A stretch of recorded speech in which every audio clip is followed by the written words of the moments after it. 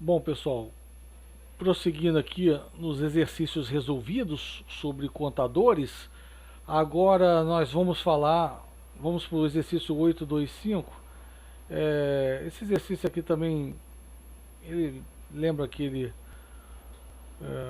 contador, o primeiro do segundo exercício, o primeiro exercício resolvido, tá? Então, é meramente uma sequência que ele chama de contador em anel, tá? Não tem nada demais aqui, né? Implementar essa sequência e ver que é um exercício, na verdade, do capítulo 7, não um exercício do capítulo 8, tá? Então, uma lidazinha, você vê que não tem nada demais, tá? Não tem nenhum conceito que agrega nada novo aqui. Vamos aqui agora para o exercício 826. Como cascatear dois contadores de 4 bits, né? Dois contadores de 4 bits. Então já vou colocar a solução e vou explicar para vocês. O cascateamento é estilo cascateamento de somador, né? Você pega o carry out de um, liga no carry in de outro. Só que aqui o seu cascateamento vai ser o seguinte: você vai ligar o RCO do estágio menos significativo. Na verdade, o RCO foi construído para isso, né? Num dos enables do estágio mais significativo. Normalmente a gente usa o enable T para fazer esse cascateamento, tá? O enable T. E aí, agora, o RCO global vai ser o RCO do segundo estágio, tá? E o ENT global vai ser o ENT do primeiro estágio. Você desabilitou aqui, você desabilitou todos os dois, né? Já que na verdade é o seguinte, né? O ENT do primeiro estágio você poderia até aterrar. O seu ENP, que é o seu habilitador, né? O seu ENP, que é o seu habilitador, esse sim você usa para habilitar uma contagem ou não. O ENT, entre aspas, a gente usa só para o cascateamento. Então você poderia aterrar o ENT do primeiro estágio tranquilamente, tá? Então, é como se fosse o carry-in do primeiro estágio no somador. Então aqui você usa os pares. O ENP você liga nos dois estágios. O load você liga nos dois estágios. O up, idem. O clock, idem, tá? As únicas coisas realmente diferentes são os bits propriamente ditos. Os bits do carregamento paralelo, os 4 menos significativos no estágio menos significativo e os 4 mais significativos no estágio mais significativo. Idem para as saídas, tá? Idem para as saídas. O seu RCO, né, também seria ligado no estágio seguinte, tá ok? Então é assim que se faz o cascateamento, não tem nada demais, ok? O 827 também é um problema que fica como leitura. A gente vai se focar no 828, que esse aí é o exercício mais importante, é o exercício resolvido mais importante do capítulo, tá? Bom, qual é a desse exercício? Ele dá o contador. Eu vou mostrar para vocês que uma grande aplicação de contador é divisão de frequência, né? Aí eu quero gerar 200 kHz, eu tenho 1 MHz. Então, o contador é muito útil para você gerar frequências a partir de divisão de frequências, né? O pessoal de eletrônica vai ver, não sei se é em Elo 3 ou Elo 4, circuito chamado de PLL, que usa contador, que serve para multiplicar a frequência. Por exemplo, você quer sintonizar uma estação de rádio, aí você tem passos de 100 kHz. Aí eu quero sintonizar em 96,5 MHz. Então você vai ter que fazer aí 965 vezes 100 kHz. Então você acaba usando um contador para dividir por 965. Então o que eu quero dizer é o seguinte: aqui a gente vai gerar frequências que são divisores da frequência do relógio. Então estou dando um exemplo aqui de como gerar uma frequência. Você tem um relógio com uma frequência f-clock, por exemplo, nesse circuito aqui, como gerar f-clock sobre 12. Aí eu tenho 24 MHz. Então você consegue tirar 2 MHz a partir desses 24 MHz por esse exercício aqui. Então ele dá essa configuração aqui, essa realimentação, que é uma configuração típica de operação contador, né? Então vamos analisar primeiro como é que está operando esse contador aqui, ó. A gente começa vendo o cada um está ligado ao esse contador. Quando estiver contando, ele vai fazer load também, tá? O load, quando está habilitado, ele vira flip-flop, ele não conta. O NP, o habilitador de contagem é de onde quer quando o load está ativado, tá? Ativa o load em nível baixo. Tem a bolinha aqui, o load está ligado no RCO. Corta uma bolinha com a bolinha, ou seja, quando fizer o RCO, ele vai carregar. Então, qual é a ideia, né? Esse contador está contando sempre de forma decrescente. E chega um certo ponto, quando for fazer o RCO, lembra que o RCO na contagem decrescente é no estado 0? Aí ele vai carregar. Carregar quem? Carregar a entrada paralela. Quem é a entrada paralela? O D é VCC, o C é terra, o B é VCC também e o A é VCC também.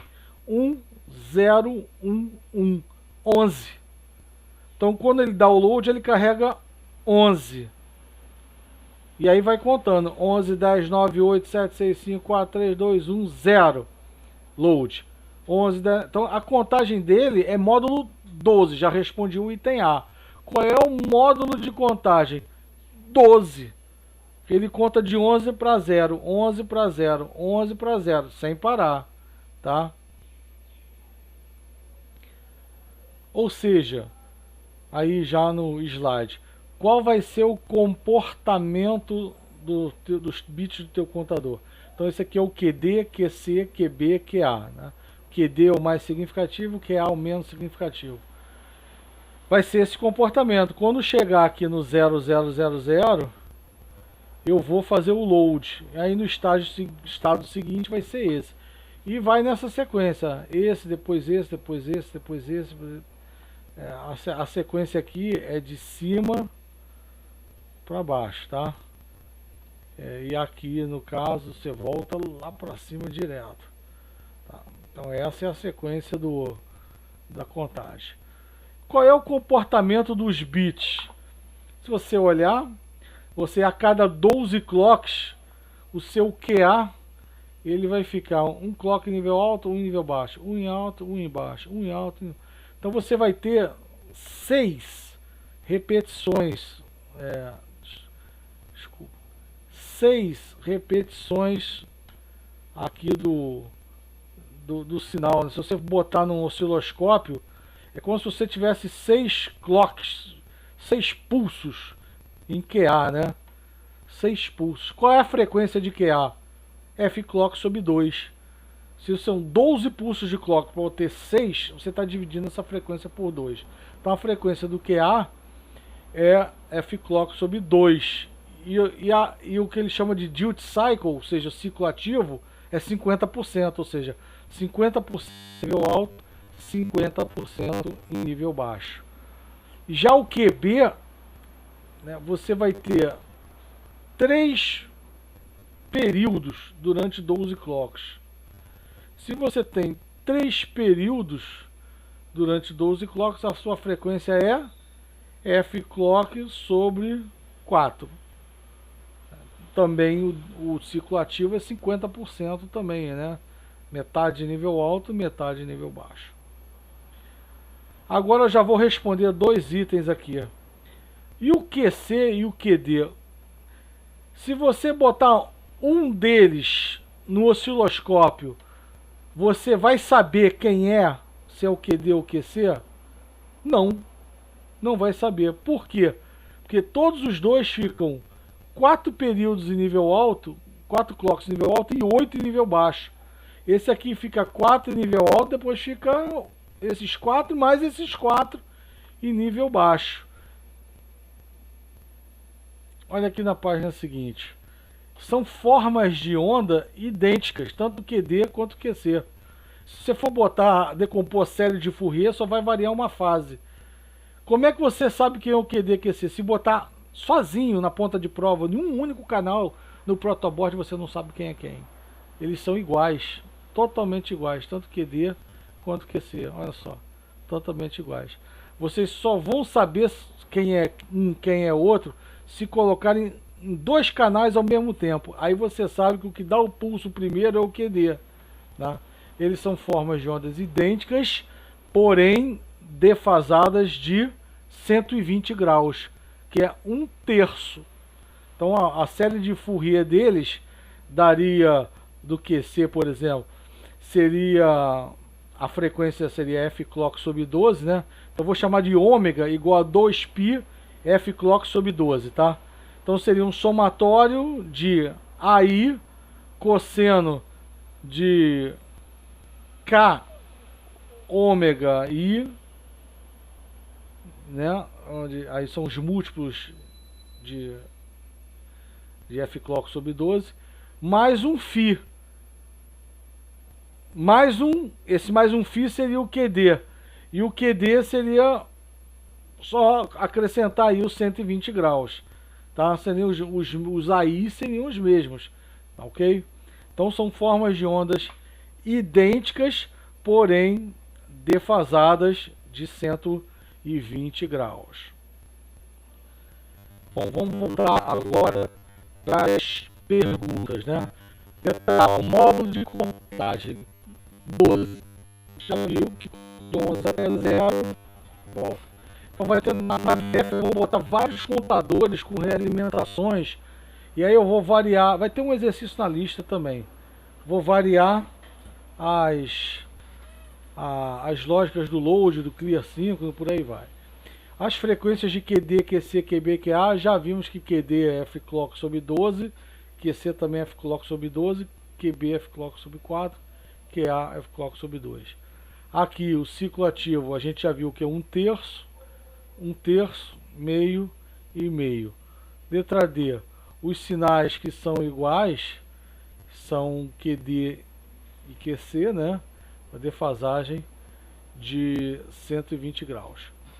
E agora o item E, que é um item muito importante, né? O item E é pulsos espúrios em RCO. Pergunta que eu faço: o RCO pode ser usado como clock para algum circuito? Não, ele não pode. Ele é para cascateamento, né? Não pode ser usado. Por quê? Porque ele é meramente uma porta end, né? É um QD, QC, QB, QA. QD, QC, QB, QA, né? Então eu vou mostrar aqui, por exemplo, duas contagens aqui, ó. Vou mostrar essa contagem aqui. Vamos supor que eu esteja no estado 8 e vá para o estado 7. Nessa contagem do 8 para o 7, todos os bits estão mudando de uma vez só. Todos. Suponha que esse bit aqui, ó, mude. Qual que muda primeiro? Não sei. Não sei qual que muda primeiro. Qualquer um pode mudar primeiro. Se esse bit aqui mudar primeiro, ele instantaneamente ele vai passar pelo 0000 e vai ativar o RCO. Então toda transição onde você tem uma potência de 2 para o 2 elevado a n menos 1, você tem esse risco. Então olha só, essa aqui, desculpa, essa aqui é a do 8 para o 7. Essa daqui é a transição do 4 para o 3. Também.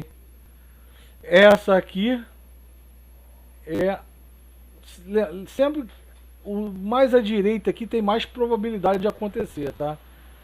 E olha, nós já fizemos muito projeto em FPGA e assim a gente conseguiu demonstrar o pulso espúrio, tá?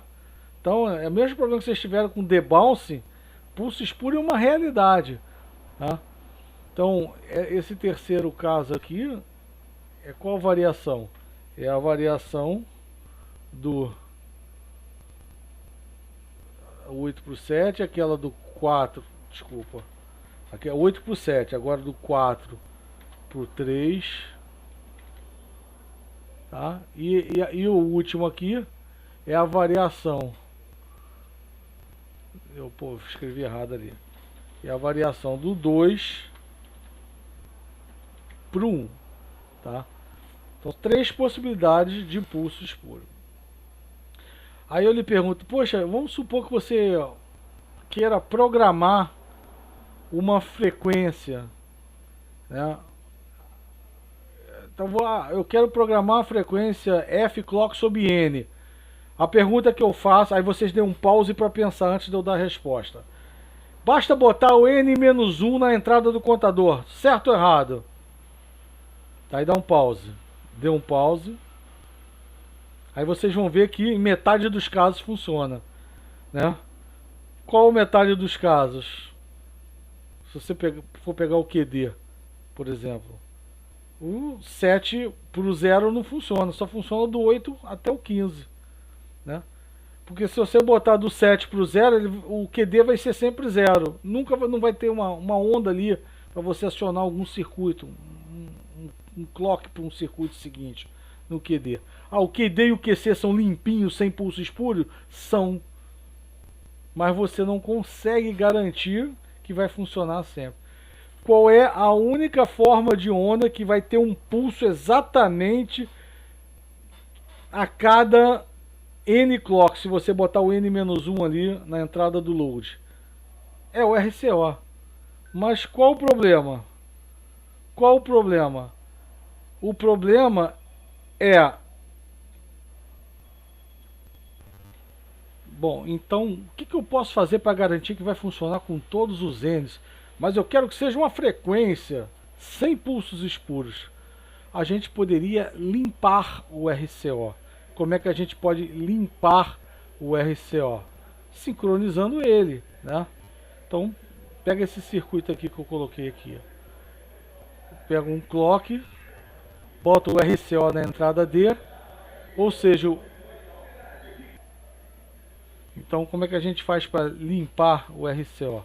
Meu próximo RCO, que eu vou chamar de RCO linha, é o RCO do clock anterior, tá? Então agora sim eu limpo, porque esses pulsos espúrios acontecem depois que você fez o clock, né?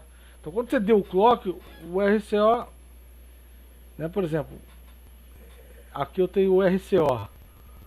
Quem é o próximo RCO? Aqui, um clock depois, né?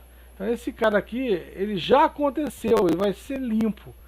Quer dizer, ele aconteceu depois do clock. Quando você amostrou no clock, vai ficar o clock inteiro com o valor que ele estava, que é nível alto. Então agora você consegue ter um RCO limpinho com frequência F clock sobre 12. Esse cara, esse RCO limpinho, tá padrão para você usar como clock em qualquer circuito seguinte, tá bom? Então fechamos aqui esse exercício resolvido. Até o próximo exercício, próximo vídeo. Grande abraço, fique com Deus.